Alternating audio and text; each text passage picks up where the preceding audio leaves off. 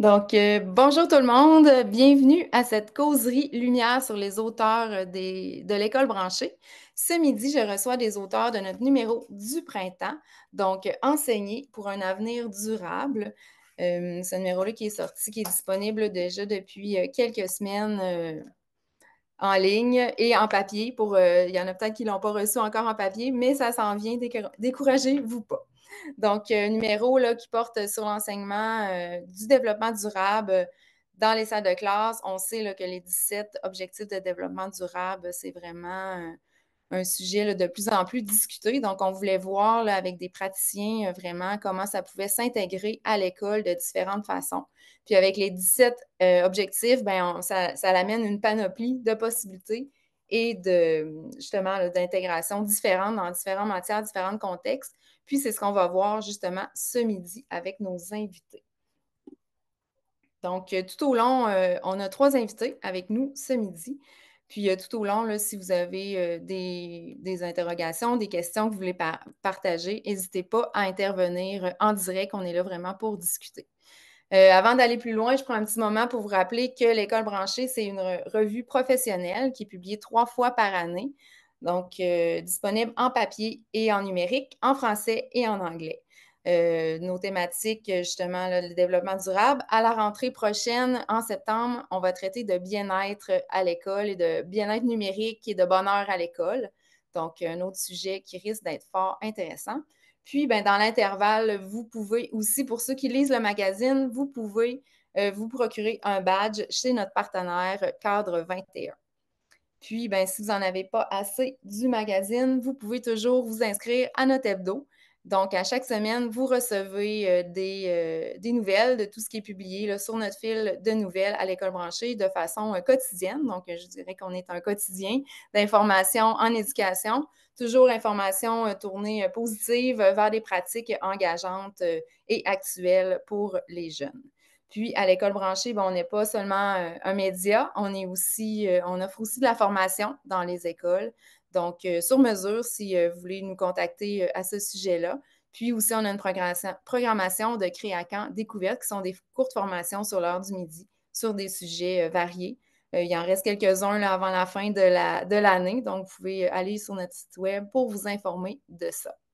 Puis finalement, on a aussi des guides d'activités pédagogiques, Scoop, donc des activités pas mal clés en main qui sont proposées aux enseignants qui peuvent les utiliser en classe avec les élèves.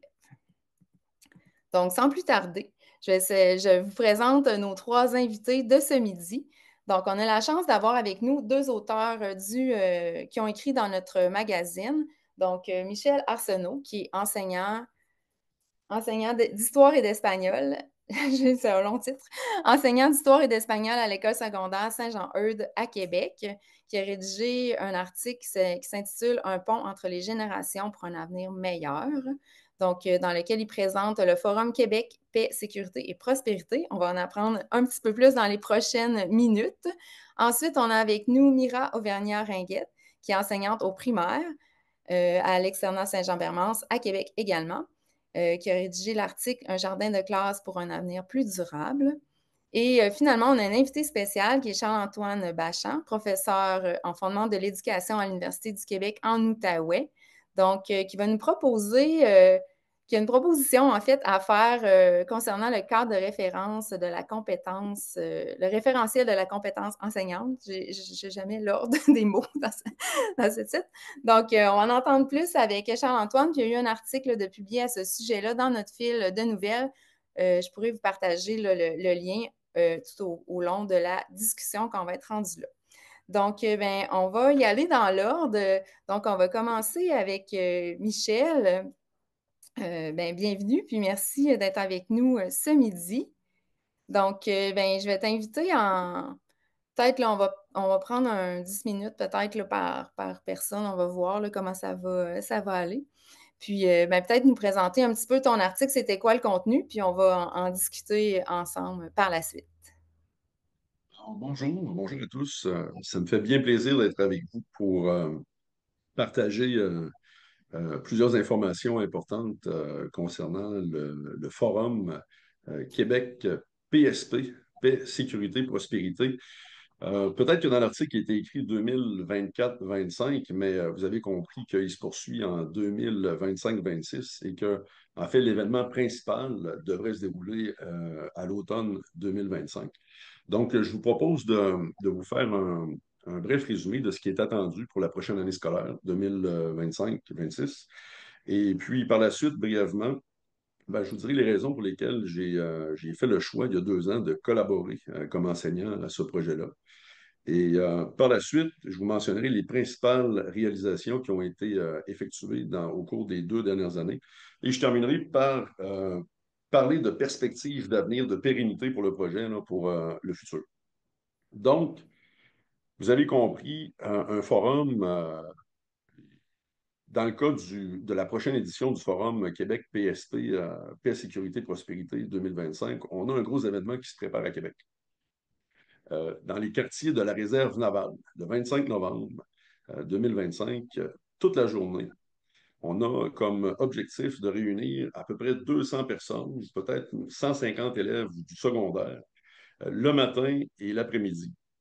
Alors, le matin, disons que ce sera surtout les relations internationales qui seront à l'honneur, alors qu'en après-midi, ce sera plus un volet historique. Bon. Le forum a comme but principal d'amener les élèves à découvrir, à réfléchir aux 8 piliers de la paix positive de l'Institute for Economics and Peace. Ce sont 8 piliers qui ressemblent beaucoup aux objectifs de développement durable de l'ONU. On les retrouve mentionnés dans la revue, là, à la page 15. Ouais, Si c'est ça, on prend les... je suis en train d'aller les chercher, là, parce que ça, je trouvais que c'était vraiment intéressant, puis très d'actualité, là, justement, avec tout ce qui se passe dans le monde présentement, là. Alors, pour en nommer juste 3 d'entre eux, par exemple, comme piliers de la paix positive, de bonnes relations avec les pays voisins, une répartition équitable des ressources, euh, un faible niveau de corruption. Bon, vous voyez que ça vient vraiment recouper les 17 objectifs de développement durable de l'ONU, mais c'est clairement ici dans la lignée de l'objectif 16, c'est-à-dire euh, euh, justice, paix, justice, institutions efficaces. En gros, c'est l'occasion de réunir des élèves d'écoles différentes en petits groupes de 10-12 participants sous l'animation d'un étudiant de deuxième cycle, troisième cycle en relations internationales de l'Université Laval ou de sciences politiques qui dirige les discussions pour une meilleure compréhension des concepts, mais surtout qui suscite des débats.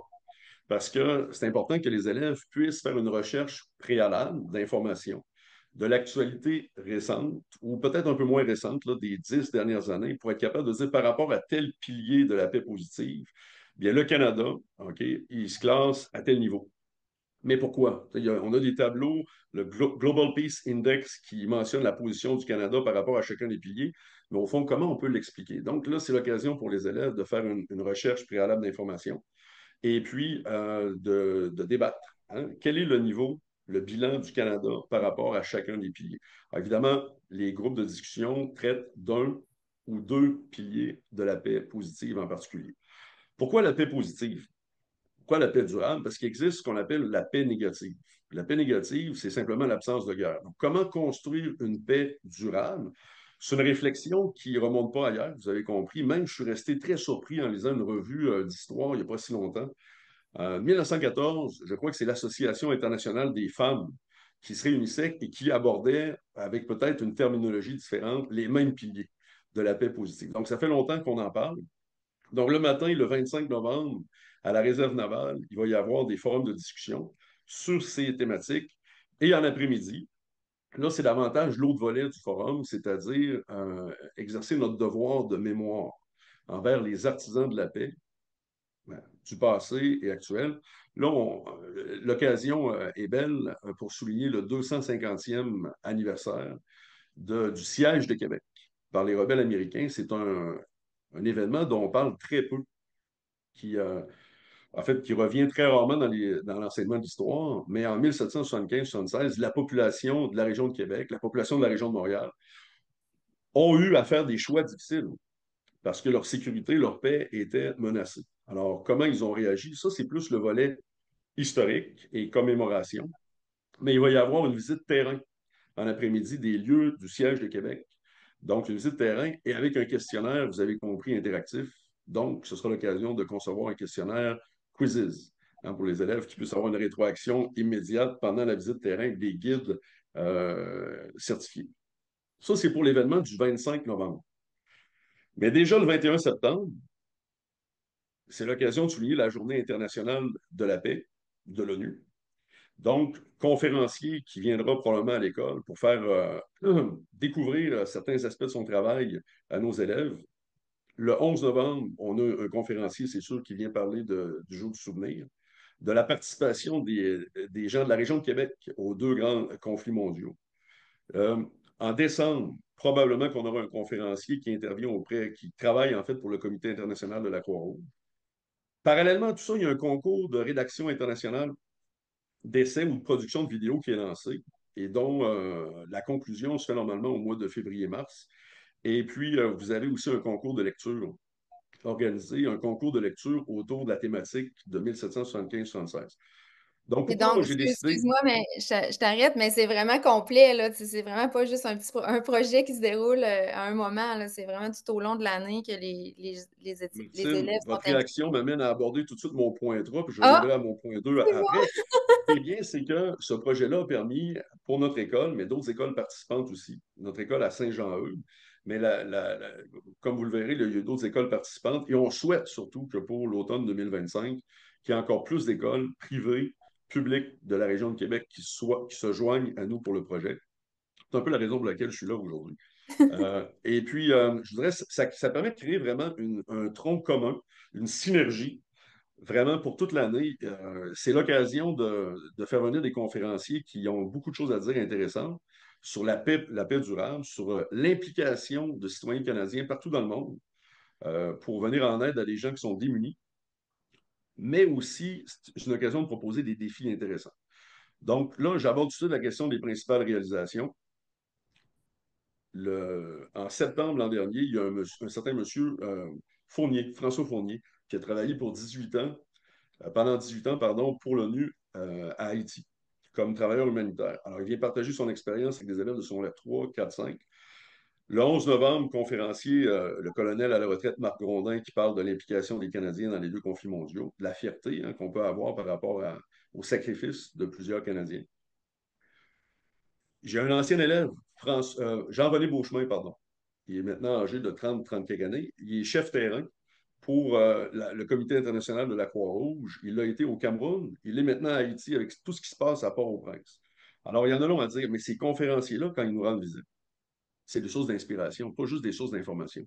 Il y a des élèves qui les voient et disent, OK, il y a des gens qui en ont fait des carrières. Donc, ils travaillent à l'international, puis eux, leur mission, c'est de venir en aide à des personnes qui sont dans le besoin. Donc, il y a un concours de rédaction étudiant, plus de 150 écoles secondaires, mais aussi des étudiants d'académie militaire. On a des élèves qui ont très bien participé, qui ont fait des essais, qui ont écrit des essais de 6 pages très bien documentés, avec de très bons arguments. Écoutez, l'année passée, il y a un élève de 5e secondaire, il y avait plusieurs participants qui ont écrit de bons textes, là, mais il y en a un qui s'est classé troisième. Mais troisième, en Amérique du Dans Nord, le monde, là, en dans le fond, là. Australie, ouais, absolument. OK. Et lui, il a fait une présentation synchrone, c'est-à-dire à l'endroit même où je me trouve, il est en train de s'adresser à un public en ligne en Italie. Ça, c'était donc au printemps 2024, quand il présentait son essai. Et cette année, on a une demoiselle qui a terminé deuxième au concours et elle a fait sa présentation de façon asynchrone, j'imagine, pour que les présentations durent moins longtemps un peu. Donc, bien fier de ces élèves-là qui ont su très bien participer et en fait gagner des prix. Puis, il n'y a pas si longtemps, on était également au manège militaire pour les résultats d'un autre concours de lecture davantage sur une thématique historique. Okay? Donc, ce dont je vous parlais tout à l'heure. Donc, pourquoi moi je me suis joint à ce projet-là? Évidemment, ce n'est pas un projet qui vient de gens de milieu de l'éducation. On parle d'anciens officiers supérieurs à la retraite des Forces armées canadiennes, mais ils l'ont présenté comme un projet intégrateur, un projet pédagogique qui permet de bien s'arrimer au cours de l'univers social au deuxième cycle, monde contemporain, 5e secondaire, histoire, secondaire 3, secondaire 4. Pourquoi moi, enseignant, je me suis joint au projet? J'ai souvenir qu'en secondaire 5, alors que j'étais étudiant à la polyvalente La Camaradière à Duberger, à Québec, il y a un enseignant d'histoire qui était très bon, qui s'appelait Normand Matt. Normand Matt, il nous a amenés à Ottawa, secondaire 4. J'ai l'excellent souvenir de ce voyage-là. Mais surtout, en secondaire 5, il y avait une offre de la commission Kate Spicer sur le bilinguisme au Canada. Il avait dit, est-ce que vous êtes intéressé à recevoir des étudiants de partout au Canada? Ça prendra un conférencier ou plutôt un volontaire pour faire un discours. Moi, j'avais été volontaire. Puis là, je me suis dit, cette rencontre-là avec des étudiants d'autres écoles qui venaient de l'Ouest canadien, des Maritimes, de l'Ontario, puis le discours qui m'avait permis probablement de me déjeuner à l'époque, hein, au-delà du cours option théâtre, tout ça, bien, je me suis dit, wow, je peux prendre la parole et je peux exprimer des arguments, appuyer sur des exemples précis. Puis si j'ai vécu cette expérience-là, bien là, l'opportunité nous vient, dans le fond, de gens qui ne viennent pas vraiment du milieu de l'éducation, mais je veux la saisir. Je veux permettre, je veux donner cette voix-là aux élèves du deuxième cycle au secondaire et jusqu'à maintenant, aucune déception. Je vous dirais qu'on y va de belle expérience en belle expérience. Et puis, on est déjà en train de penser à la pérennité pour le futur du projet. Donc, pour le futur, probablement ce qui sera envisagé, ce sera de faire le volet PSP, Paix, Sécurité, Prospérité, une année, avec un forum hybride. Et l'année suivante, un volet plus historique sur un grand événement auquel, en fait, qui a un impact sur la vie des Canadiens dans le passé. Ce que j'ai oublié de vous mentionner, c'est qu'on a eu deux forums virtuels. C'est ça le lien principal avec le numérique. On a eu deux forums virtuels, un le 12 avril 2024, un autre le 27 octobre 2024, qui nous a permis de faire des ajustements pour que l'édition hybride du forum 2025-26, le 25 novembre, soit, disons, comme on disait il n'y a pas si longtemps, sur la coche. Ben, on voit que c'est vraiment un projet là, qui est très complet. Merci pour la présentation. Puis ben, pour ceux qui veulent en savoir plus, là, je vais aller sortir pour vous montrer le visuel de l'article. Puis ben, je trouvais ça intéressant de le présenter, cet article-là, dans le magazine, parce que quand on parle de développement durable, souvent on va tout de suite penser à des projets plus environnementaux. Puis on en a un, pour faire le pont après, on en a un qu'on va vous présenter qui a plus lien avec l'environnement. Mais la paix et tout ça, c'est un sujet auquel on pense moins lorsqu'on parle de développement durable, alors que c'est super important. Puis je pense que l'actualité ces temps-ci, depuis le début 2025, nous le rappelle. Là. Fait que je pense qu'il y a un intérêt, il y a tout intérêt à s'attarder là, à cet objectif-là, l'objectif 16 que vous disiez au départ. Là. Donc, je pense que c'est vraiment Absolument. un projet pertinent. Là. Je me permettrai de souligner juste un fait en terminant. Euh, Dans le titre, là, un pont entre les générations pour un avenir meilleur, ça, c'est quelque chose qui est très important. On a des gens là, de 70 ans qui disent on veut faire quelque chose pour les jeunes. On a une expérience concrète, on a fréquenté des chefs d'État, on a pensé à comment maintenir ou établir la paix dans plusieurs endroits de la planète, puis on a une expérience à partager avec des jeunes. Donc, c'est pas juste dans les cahiers, dans les manuels scolaires, mais c'est dans le monde réel. Puis les jeunes ont leur place. Plusieurs, dans le futur, auront un rôle à jouer. Oui, oui, c'est ça. Puis c'est de leur montrer des témoignages authentiques, là. Je pense que c'est très gagnant. Ben merci. Puis on va passer à notre invité, notre prochaine invité. Puis s'il y a des questions là, par la suite, à la fin, là, si on a plus le temps pour discuter, là, s'il y a des personnes qui ont des questions spécifiques. Donc maintenant, on va y aller avec Mira, qui est enseignante au primaire à l'externat Saint-Jean-Bermond. Je vais montrer ton article parce qu'on voit même ta face sur la photo dans l'article. Donc, Mira, on passe à un tout autre projet. En fait, c'est vraiment un jardin de classe qui a été mis en place puis qui a permis, là, dans le fond, dans l'article, on voit là, que le projet a permis de toucher à plusieurs des objectifs de développement durable. Donc, ben, Mira, je te cède la parole pour que tu nous parles un petit peu plus de ce projet-là puis des retombées là, que ça a eu dans ta classe et peut-être dans ton école aussi. Oui, ben j'étais moins structurée, là, mais comme je suis du genre à ne pas suivre ma propre ligne de texte, ben on va y aller un peu plus en improvisant. Fait Ben que oui, ben n'hésitez oui. pas là, à me couper, à poser des questions. Est-ce que tout le monde entend bien? Parce que j'ai volé des écouteurs en classe tout à Oui. l'heure qui sont pas Ben moi, je liés. t'entends super bien, là. Oui. Parfait. OK, c'est bon. Fait que, ben dans le fond, pour démarrer, je pense que je vais vous raconter ça sous forme d'histoire un peu parce que je trouve que c'est comme plus, je trouve que c'est plus concret aussi quand on décide de commencer un projet de cette envergure-là. parce que ça peut faire peur un petit peu. Puis je sais, tu sais, j'ai des collègues que j'essaie d'embarquer aussi puis de convaincre que ça peut vraiment faire des projets super enrichissants pour les élèves.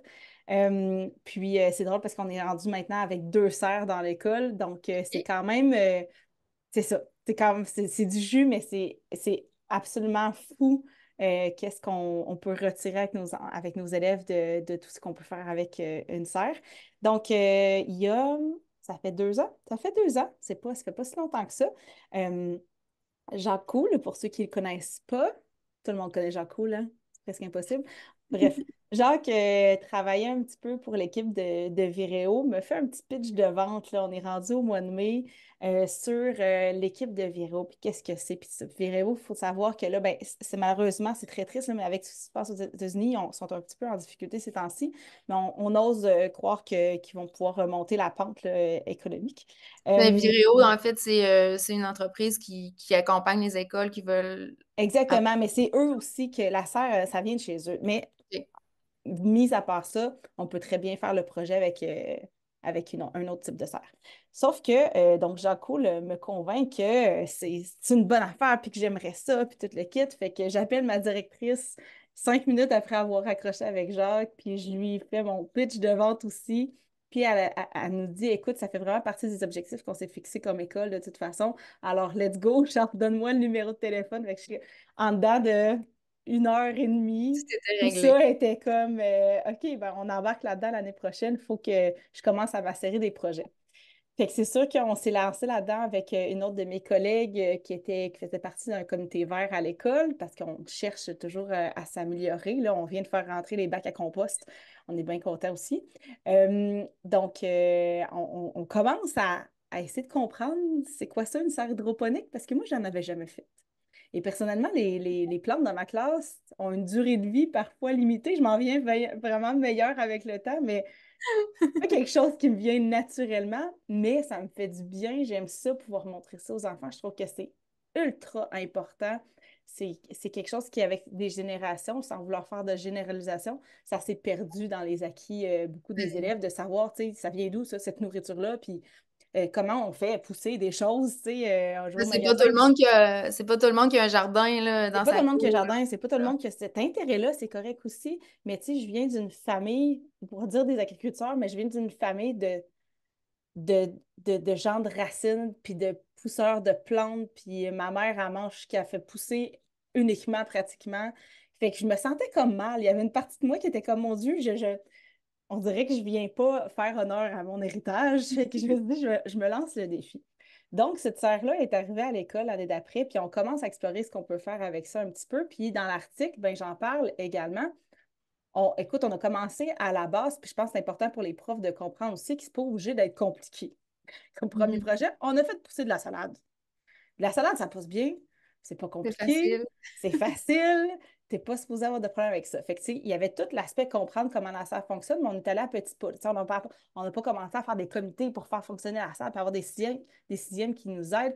On est allé vraiment de base, puis c'est vraiment important de le nommer si jamais c'est des projets que vous voulez vivre dans vos écoles, parce que ça peut paraître vraiment gros. Fait que de commencer par se développer, nous, comme experts, puis ensuite d'y aller petit à petit pour faire immerger, disons, là, des envies de se lancer chez les autres, ben, faut qu'il y ait quelqu'un qui appuie ça à l'école aussi. Fait qu'on a commencé à petits pas. Je parlais entre autres du projet là, de dégustation de salade. Tu sais, les jeunes venaient voir pousser leur salade. Nous autres, on a fait même de l'art, là.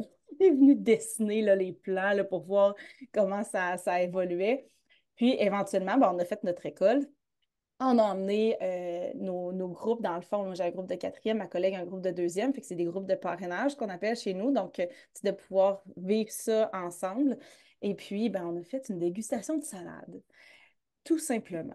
Mais de venir à bout de faire pousser quelque chose puis de le déguster, c'était quand même quelque chose qui, tu sais, il y a des enfants qui nous disaient, ah, mon Dieu, c'est tellement bon. Voir des enfants triper sur de la salade comme ça, c'est quand même Ouais, c'est c'est rare. C'est particulier, plutôt là. rare. J'en avais jamais mangé avant. Je suis comme, ben, tant mieux, tu sais, c'est le fun. Fait que, il y a ça qui a été un premier petit pas qu'on a fait. Puis ensuite, ben, tu sais, on a fait découvrir des aliments aussi. On a fait pousser du bok choy. On a fait découvrir ça. Il y a des parents qui peuvent venir se chercher des sacs des petits sacs découvertes avec des recettes découvertes de comment on peut le cuisiner à la maison. On a des équipes après de sixième année, des élèves qui ont fait pousser du basilic, puis ont fait, et ça sentait bon, en titi, dans le corridor où la serre était, parce qu'ils ont fait pousser du basilic, puis ils ont fait du pesto. Fait que c'était vraiment très intense comme odeur, mais tu sais, c'est que tout le monde passait là, puis tout le monde participait dans un sens, si vous voulez, Mhm. à ce petit projet, ne serait-ce que par leur sens de l'odorat, tu sais. Mhm. Ça a comme encouragé les autres classes à en parler à leurs profs. Fait qu'il y a comme de ça qui s'est tranquillement installé. Puis après ça, dans d'autres projets, ben là, je m'étais lancée comme défi après de vivre quelque chose de plus connecté à, tu sais, oui, les objectifs de développement durable, parce qu'on s'est tout le temps comme en arrière-pensant un peu en se disant, tu sais, je travaille dans un milieu très favorisé, les enfants, ils se rendent pas tout le temps compte. Puis je suis pas en train de dire, ah, les maudits enfants, ils ont déjà tout dans la bouche. C'est vraiment pas ça mon discours avec eux. Je pense que c'est important de leur faire découvrir que ça vient d'où cette nourriture-là, puis dans quel contexte on peut bien la faire pousser, comment est-ce qu'on peut réfléchir à avoir une culture qui peut être saine, qui peut être, puis même on a discuté de d'autres systèmes dans d'autres pays aussi, qu'est-ce qu'ils font, fait qu'on a comme accroché ça à d'autres réalités, disons-le. Mhm. Euh, Puis, je voulais accrocher ça à de la matière aussi en classe. Fait qu'on a fait en début d'année, en quatrième année, on voit la colonisation de la Nouvelle-France, tout ça. Fait qu'on a fait une petite recherche sur un apothicaire qui s'appelait Louis Hébert, qui est le premier apothicaire en Nouvelle-France. Et puis là, ça nous a permis d'introduire, en fait, d'accrocher quelque chose de très concret. Parce que là, on s'est dit, ben là, les Autochtones, tu sais, qui étaient ici, il y avait déjà des plantes là, sur le territoire. OK, ben on a fait nos recherches. C'est quoi les plantes qu'il y avait déjà sur le territoire qui étaient utilisées? Dans quel contexte utiliser ces plantes-là? Puis on a complètement dérogé de notre programme d'histoire, mais c'est pas grave, parce qu'ils sont allés chercher quelque chose de vraiment plus concret, puis de vraiment plus riche, puis de beaucoup plus en communion, je dirais, avec notre véritable histoire, là, chose que dans les cahiers, c'est pas tout le temps présent. Fait que je pense que c'était comme important qu'on sorte de là.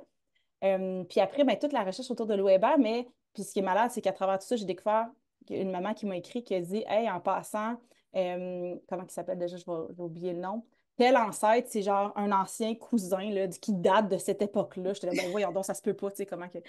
Fait que c'était vraiment trippant parce que on a, c'est ça, accroché du concret. Fait qu'on a fait pousser des plantes qui étaient, bon, on a joué un petit peu là, avec, il y a des choses que j'ai pas été capable de faire pousser dans la serre, là, parce que c'est plus complexe, d'où l'importance de faire nos recherches avant, mais on a fait pousser de la sauge, de la mélisse et de la camomille.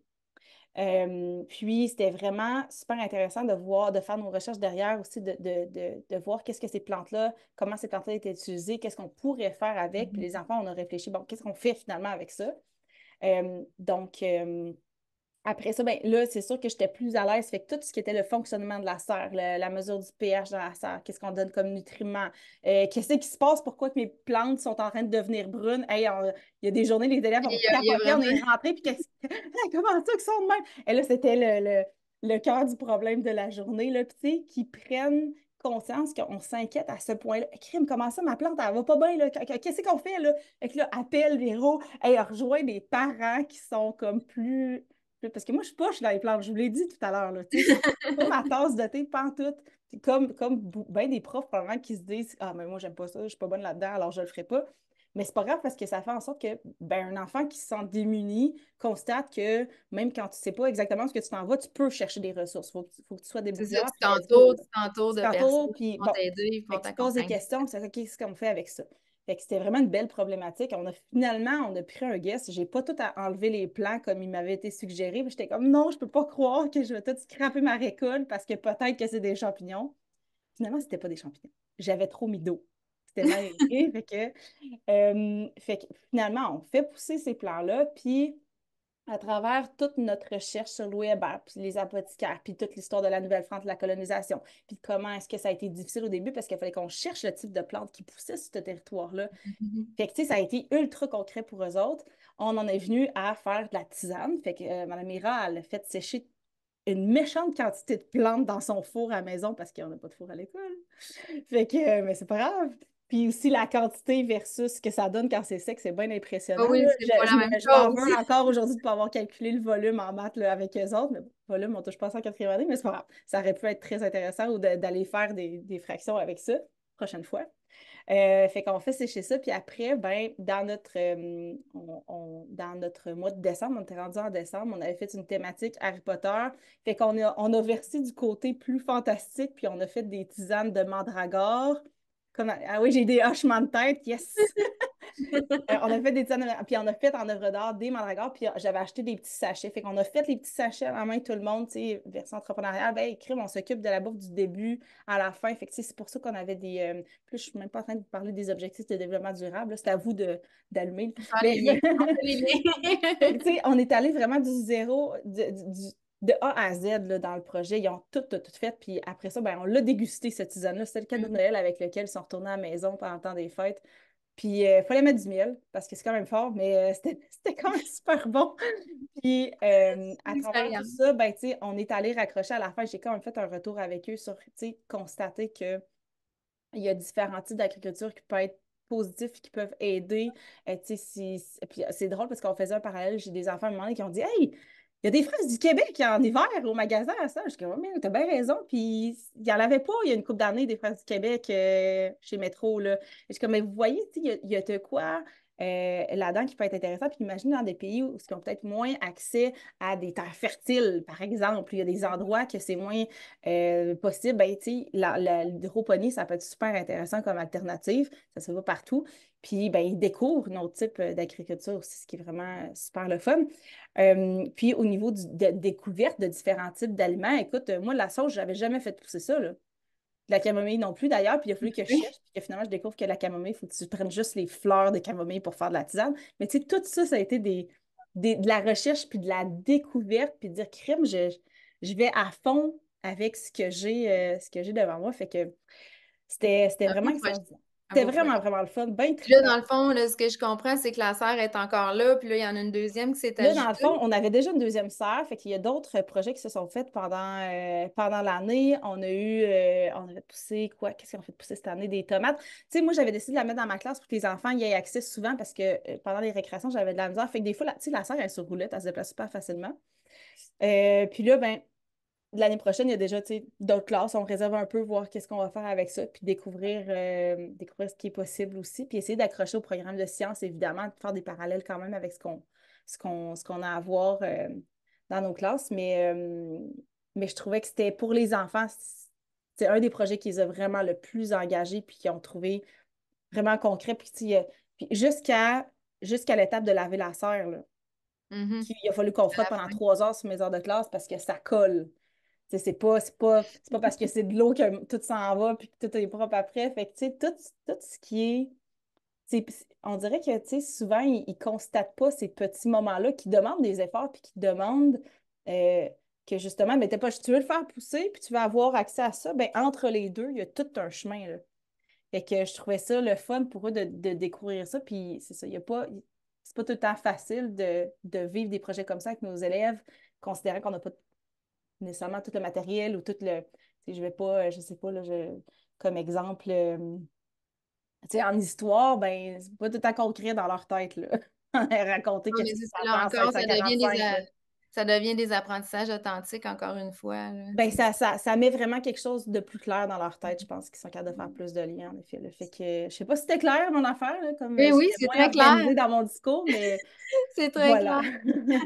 J'en profite pour faire un clin d'œil à Aurore Martin qui est avec nous aussi ce midi, qui a aussi rédigé un article qui est de la Belgique. Donc, merci d'être avec nous malgré le décalage horaire.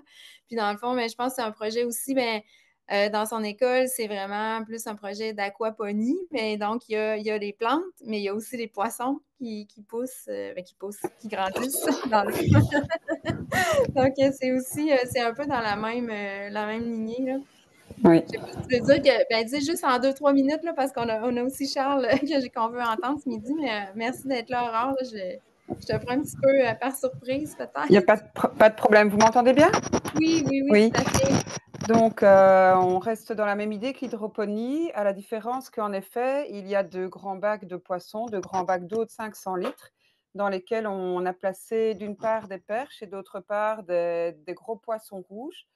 Et alors à ce moment-là, on fonctionne avec des systèmes de billes d'argile pour 3 bacs. Un bac, ce n'est que de l'eau et alors là, les plantes poussent sur des rafts. Et dans les bacs où il y a le raft, Là, on a placé aussi des poissons parce que la serre, elle est pour 2 côtés, 2 pans, dans la cour et elle donne sur un couloir. Le reste, communique avec le local de sciences et on a remarqué que les élèves étaient très intéressés de toutes les classes. Ça a vraiment embelli aussi l'environnement scolaire à ce niveau-là et le fait d'avoir les poissons visibles en surface, eh bien, c'est vraiment un émerveillement. À chaque fois, les élèves regardent quand ils mangent, quand il y en a un Oui. qui a l'air de pas aller bien, finalement, on vient me prévenir ou on m'envoie un message, même si je ne suis pas tout près et ça suscite vraiment énormément d'étonnement. Là aussi, on a fonctionné avec des dégustations, donc les élèves, ils ont planté, ils ont fait leur semis, ils savent quelle est leur salade, quel est leur, haricots, les petits pois, enfin, il y a quand même pas mal de diversité. On avait planté aussi quelques plantes comestibles, de la capucine notamment et la dégustation, mais c'était extraordinaire parce qu'on avait une salade avec de la capucine, des petits pois, de la salade, classique, je dirais et aussi des tomates, des fraises et donc on a préparé ça en classe et à chaque fois, c'était: «Tiens, goûte, ça, c'est la mienne», parce qu'ils regardaient bien quand on les nettoyait, d'où ça venait. Donc ça, c'était vraiment, enfin un émerveillement. On a des fraisiers aussi et là, c'est pareil, parfois, on s'est rendu compte qu'il y avait des soucis, que les tomates, quand c'est sur les rafts, elles ont pas ce qu'il leur faut en fer, c'est pas disponible, par exemple, parce qu'il y a pas les petits vers de terre, les vers de vase, qui permettent de rendre les nutriments disponibles. Donc c'est toutes des petites choses comme ça qu'on observe. Les fraisiers, ils sont pâles parce qu'ils n'ont pas assez de fer, donc on en rajoute. Donc là, on doit faire des solutions. En chimie, ils travaillent sur les concentrations massiques. On a travaillé aussi sur les surfaces puisque c'est assez lourd, en fait. Il a fallu bétonner une partie de la serre pour accueillir le système. Donc on a Ah travaillé oui, aussi c'est sur lourd, hein. la ouais. Ah oui, avec, Un il y a paquebot, là. une tonne d'eau, en fait, plus ce qui se trouve dans les bacs. On a fait participer pratiquement toutes les sections de l'école, donc c'est du secondaire. Dans mon école, il y a du général, du technique et du professionnel. Je ne sais pas si ça vous parle au niveau OK, au niveau du Oui, oui, vocabulaire. Il ne faut pas oui. hésiter à me le dire et donc c'est vrai que l'électricité, elle a dû être mise aux normes puisqu'il y avait de l'eau dans la serre. Donc là, c'est les élèves du qualifiant électromécanique qui ont revu le système. Pour le système aquaponique, c'était déjà très beau, mais un bardage en bois a été réalisé par les élèves de l'option menuiserie et ça change vraiment tout l'environnement. Donc c'est vrai qu'au niveau des objectifs de développement durable, il y a la qualité de l'environnement, il y a l'enseignement, il y a l'alimentation, il y a l'eau aussi qui est récupérée à l'origine par un système de récupération d'eau de pluie. Enfin, il y a plein de projets qui viennent se mettre aux alentours de cela et enfin, c'est quelque chose de très riche, de très engageant où on a parfois des écueils, mais enfin, la première fraise qui a mûri, qui était bonne à manger, enfin, c'était quelque chose, quoi. Elle était dans une tour verticale et les élèves se disaient enfin, on voulait la partager, quoi, une toute petite fraise et puis ils disaient: «Oh non, madame Martin, c'est vous qui devez la manger» et donc on l'a prise en photo, enfin, c'était quelque chose de vraiment magique. Puis après, quand les fraises ont commencé à être un petit peu plus en nombre, là, c'était un peu différent, mais même les petits pois, certains n'imaginaient même pas que les petits pois, c'était dans des cosses. Enfin, il y a plein de choses comme ça, où aussi on teste, on dit: «Ça va pas, ça sèche, il y a trop de potassium, on doit tester». Enfin, c'est une expérience qui est, vraiment extraordinaire. Donc, Ça, c'est vraiment en continu avec les élèves, là, tout au long de l'année. tout au long de l'année, comme, dit dans l'article, ils rédigent aussi des documents, ils font des podcasts et il y a des QR codes avec un petit parcours tout au long de l'école où ils ont dû trouver aussi tout ce qui était mis en place dans l'école et même des choses auxquelles je ne pensais pas, qui étaient en lien avec les objectifs du développement durable. Donc on a tout un dispositif qui va de la première jusqu'à la troisième de manière précise, mais qui se disperse aussi dans les années suivantes finalement, au travers de certains cours qui font référence à C'est ça, ça. ça continue, là, c'est ça, Voilà, ça donc parfois des enseignants disent: «Ah ben tiens, on est en train de parler d'économie et on parle de l'économie, la consommation d'électricité ou bien le coût des légumes» et hop, on fait référence à la serre aquaponique ou des échelles en maths. Les plans ont été faits par les élèves. Enfin, il y a tout un je dirais ça s'étend et parfois sur des choses auxquelles je n'aurais pas pensé. Donc c'est vraiment des effets très positifs. Voilà. super. Ben, merci pour ton témoignage comme ça, à l'improviste. Mais c'est très gai de comment d'entendre les intervenants parce que parfois on a l'impression un peu qu'on est isolé dans sa petite folie et puis Oui. on voit que les effets sont là et puis on rencontre des gens à travers l'écran qui ont aussi ce côté pétillant et enfin moi je trouve ça très réconfortant et ça motive à continuer, donc merci. Super. Mais merci à toi d'être là avec nous ce midi. Donc maintenant, on va passer à notre dernier invité, donc Charles-Antoine Bachand, qui va nous proposer, qui a travaillé avec, tu pourras nous en dire plus, Charles-Antoine, là, mais qui a travaillé, je pense, avec d'autres universitaires là, pour proposer un ajout, d'ajouter une compétence au référentiel là, de la profession enseignante, donc la compétence de développer l'agir éco-citoyen. Puis là, je pense qu'on est vraiment là-dedans là, ce midi dans tout ce qu'on discute depuis le début là, de la rencontre. Donc, si tu veux nous en dire plus, Charles-Antoine, sur la démarche là, qui a été conduite, puis en quoi ça consiste, cette nouvelle compétence-là que les enseignants pourraient être amenés à développer. Merci Martine, merci pour l'invitation. C'est vraiment apprécié. C'est tellement stimulant d'entendre les témoignages puis les pratiques justement des collègues dans leurs écoles. Donc, je trouve ça super trippant, là, je veux dire. Donc merci. Notre projet, c'est ça, c'était un projet là, qui était financé par le ministère de l'Enseignement supérieur, le ministère de l'Éducation, pour accompagner, soutenir les personnes enseignantes, dans le fond, qui voulaient faire des projets en lien avec le développement durable et l'éducation relative à l'environnement. Puis, dans le cadre de nos démarches, on s'est rendu compte que, il n'y avait pas de compétences professionnelles qui étaient vraiment associées à ça. Et que, essentiellement, tout le monde inventait un peu quelque chose, essayait de voir, moi, si je veux faire un projet en développement durable, qu'est-ce que je dois avoir, qu'est-ce que je devrais maîtriser, qu'est-ce que je devrais développer essentiellement. Puis c'était vrai pour les personnes enseignantes, comme c'était vrai pour les personnes qui accompagnent les personnes enseignantes. Donc, c'est un peu dans cette démarche-là là, qu'on s'est lancé, ou en tout cas un des volets des travaux qu'on venait nous a amenés là. Il faut quand même se rappeler que le profil de compétences ou le référentiel de compétences professionnelles du ministère n'est pas si vieux. Il était question qu'il y ait une compétence liée au développement durable ou à l'éducation relative à l'environnement ou à l'éco-citoyenneté dans le référentiel. Puis ça a été mis de côté. C'est quand même des enjeux politiques. Au même titre que c'est pour ça qu'on se ramasse avec la compétence 15 du Conseil d'éducation des Premières Nations, justement, là, qui s'appelle la compétence 15 alors qu'il n'y a pas de compétence 14 parce que, justement, la 14 a été évacuée.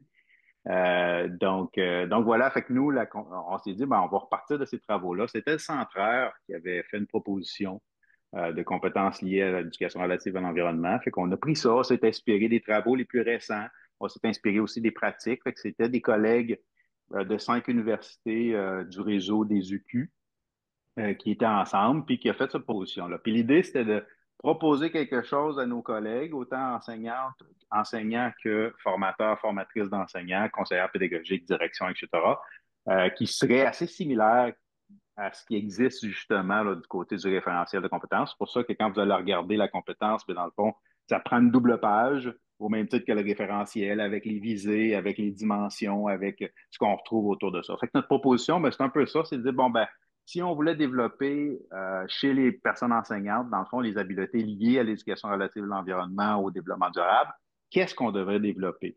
Puis on a regardé ce que l'UNESCO a fait, bien entendu, les objectifs de développement durable, puis aussi la littérature la plus récente. Puis on a fait une proposition qui se décline en 8 dimensions. Puis je trouvais ça tellement le fun d'entendre justement Michel, par exemple, donner l'exemple de moi quand j'étais au secondaire. J'ai appris que je pouvais prendre la parole.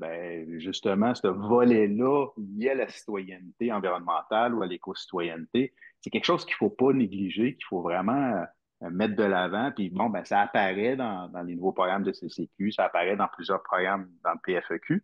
Mais chez les enseignants, d'accompagner les élèves justement dans cette posture-là, c'est intéressant. Puis la même chose justement pour justement le lien entre les humains puis la nature, les humains puis les non-humains. Des fois, on voit ça justement dans les textes les plus récents. Comme l'exemple de Mira ou d'Aurore, justement, je trouve ça super intéressant. Puis après ça, les liens que les élèves font, même en dehors de la classe, comme là, Mira donnait l'exemple justement au métro, il regardait les fraises, il regardait d'où ils venaient, puis comment ça, tout d'un coup, on a des fraises au Québec, même hors saison, donc je trouvais ça super intéressant. Fait que la compétence est déployée en 8 dimensions. qui sont en lien avec le lien, justement les liens entre les humains et les non-humains, les humains, les sociétés humaines, puis l'environnement, mais aussi tout le volet justice sociale qui peut être associé. Bon, ben, les solutions aux crises environnementales, est-ce qu'ils sont toutes égales dans le fond? Est-ce qu'ils apportent des retombées, les mêmes retombées? Par ailleurs, ben, on sait aussi que la question de la créativité, quand on parle d'éducation relative à l'environnement, au développement, c'est super présent. Comment on fait pour intégrer ça? La même chose pour, bon, ben justement, le volet plus scientifique. C'est quoi les phénomènes de biodiversité, crise climatique? Comment on fait pour accompagner ça? Puis on va même jusqu'à, ben, essentiellement, moi comme citoyen, c'est quoi les gestes que je peux poser? Les gestes individuels, mais aussi les gestes collectifs dans mon école, en dehors de mon école, dans ma communauté. Bon, ben, justement, parler des marches pour le climat. Comment on fait pour intégrer ça, comment on peut l'exploiter, puis jusqu'où on devrait aller aussi comme enseignant dans ça ou comme enseignante dans tout ça. Puis finalement, ben, il y a comme une portion qu'on a trouvée assez intéressante qui était ben, l'enseignante elle-même, dans son milieu, qu'est-ce qu'elle peut faire dans le fond? Pas comme, ben, on est toujours enseignante, on est toujours enseignant, mais dans son milieu, avec son syndicat, avec sa direction, dans son école, dans sa communauté, c'est quoi la place qu'on peut jouer là-dedans? Donc, l'accompagner dans tout ça. La proposition, je vous laisse la découvrir, mais ce que C'est je ça, tiens à... j'ai Merci. partagé le lien là, dans le clavardage pour ceux là, que ça intéresse. Donc, vous pourrez vous en inspirer peut-être. Même Ouais, si c'est ce ça. n'est pas officiel dans le référentiel, ça peut quand même vous guider là, dans vos pratiques. Là, ça, c'est Voilà. certain. Puis nous, ce qu'on essayait de faire, c'était justement d'outiller, bon, ben, peut-être justement les enseignants qui font des choses, puis de dire, ben, voici ce que j'essaie de faire. Tu sais, pour justifier des fois notre pratique, ça peut être utile. Mais au-delà de ça, tu sais, ce dont je voulais vous parler aujourd'hui, c'était aussi de vous dire que, ben, avec ça, on propose des outils pour accompagner. Donc, pour chacune des dimensions, on donne des pistes sur comment on pourrait développer ça avec les personnes, avec les élèves, dans le fond. On donne des petites activités, des exemples d'activités, C'est vraiment des exemples de complet. situations d'apprentissage et même des situations d'évaluation, puis la forme que ça peut prendre. Donc, il y a un guide, on est en train de finir un guide justement autour de ça qui va être disponible sur le site web, ça va être tout gratuit. Puis je voulais surtout vous dire que ben, deux autres choses, c'est qu'il y a une école d'été qu'on fait à chaque année avec des enseignantes qui essaient des choses ou qui veulent développer certains éléments de leur pratique. Tout dépendant des écoles d'été, dans le fond, des fois c'est gratuit, des fois c'est crédité, des fois c'est pas crédité, mais ça change de région à l'autre. Cette année, c'est à Chicoutimi, puis la thématique va être autour des savoirs autochtones puis des premiers peuples. L'année dernière, c'était à Rimouski, c'était dans le parc du Bic, c'était extraordinaire de faire une couple de jours justement dans le parc du Bic, puis parler justement de l'éducation relative à l'environnement, c'était vraiment bien. Donc, il y a ça, C'est fait que quoi je vous les invite à... dates? C'est quoi les dates de Pour lancement? Chicoutimi, je m'en rappelle pas. Tu me Je poses vais une pas colle, il va falloir prendre. que je vérifie. Mais est-ce qu'il y a Je un pense que site c'est au web où mois d'août. avoir les informations? C'est sur quel Ouais, site c'est ça, web? ça va être leur site, ça va être sur le site, justement, là. OK. Fait que si vous allez dans l'article qu'a OK. partagé Martine, vous allez voir, il y a un lien vers le site là, où on met l'information. Donc, ça OK. va être là. La même chose pour le guide. Puis la dernière chose que je voulais partager avec la communauté, c'est que moi et Geneviève Thériault de Rimouski, on a un petit financement pour offrir ce qu'on appelle un MOOC, mais qui est plus une communauté de pratique. Dans le fond, à partir du mois d'août, on va avoir 6 séances. C'est juste des enseignantes et des enseignants d'exercice qui vont y avoir accès. Ça va être gratuit. Où on va parler de certaines thématiques puis permettre aux gens justement d'échanger sur leurs pratiques. Fait qu'on est vraiment enthousiaste à cette affaire-là. Puis c'est vraiment, ben c'est ça, c'est vraiment pour les personnes enseignantes justement là, qui sont en exercice. Puis ça va être autour de, c'est ça, de 6 thématiques. On va avoir des témoignages d'experts ou de praticiennes. Puis après ça, ben, la place va être aux enseignantes pour échanger. Ça fait que ça aussi, ça va être diffusé sur le site. Puis on va faire un peu de pub probablement là, dans les centres de services autour de ça. Donc, c'était surtout ça dont je voulais Ben, vous parler. Mais ça, on c'est espère que ça va être utile pour appuyer justement les personnes enseignantes dans tout ça. Puis bon, ben, peut-être aussi convaincre des collègues que c'est pertinent de le faire dans le fond, parce que ben, on voit que les élèves sont à l'affût. Bon, ben justement, on a tout un volet affectif autour des émotions liées à l'environnement là-dedans. Puis on voit aussi, tu sais, bon, ben comment on fait pour accompagner les élèves là-dedans, puis comment je pourrais être plus prête, moi, comme enseignante, à naviguer ces eaux-là. Donc voilà, merci Martine. Ben, je vois que c'est vraiment complet, là, avec tout le guide qui s'en vient. Tu sais, c'est pas, il y a vraiment une réflexion, là, puis l'école d'été, la communauté de pratique. Donc, il y a vraiment un engagement là, puis une continuité là, pour outiller les enseignants qui veulent prendre cette direction-là là, Oui, d'intégrer. puis on a eu un super beau colloque, un symposium au CRIFPE, puis ça, vous le savez, là, tous les enseignants, vous êtes bienvenus là, au colloque du CRIFPE, puis on espère pouvoir en faire un l'année prochaine aussi, mais c'était vraiment agréable. On avait une cinquantaine de personnes qui étaient là toute la journée, des super beaux échanges, des beaux projets. Donc sachez que justement, il y a du mouvement là-dedans. Aurore disait tantôt, ben, tu sais, des fois, on se sent un peu seul, là, ben, c'est un peu ça l'idée, là. Oui, d'avoir une communauté, en fait, là, de se soutenir autour de ça. Là. Donc, ben, je vais surveiller le site, moi aussi, pour en parler dans les prochaines nouvelles de l'école branchée. Ben, merci beaucoup pour ce partage. Je vois le temps qui file. Je ne sais pas s'il y avait des gens qui avaient des questions. Sinon, je vais repartager mon écran pour vous faire une annonce aussi. Mais moi aussi, j'ai des annonces à faire. Donc, demain midi, il y a une autre rencontre qui va se dérouler. Je vous partage le lien là, pour ceux qui parlent en anglais parce que le magazine de l'école branchée est aussi disponible en anglais avec il y a des articles qui sont différents d'une version à l'autre, là, français et anglais.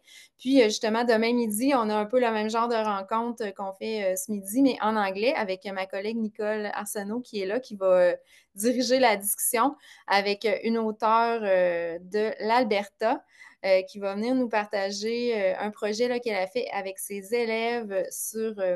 en fait, ils ont créé des dispositifs pour que les gens qui vont dans les parcs de Parc Canada, ben, ils ont finalement fait un partenariat avec Parc Canada de leur côté.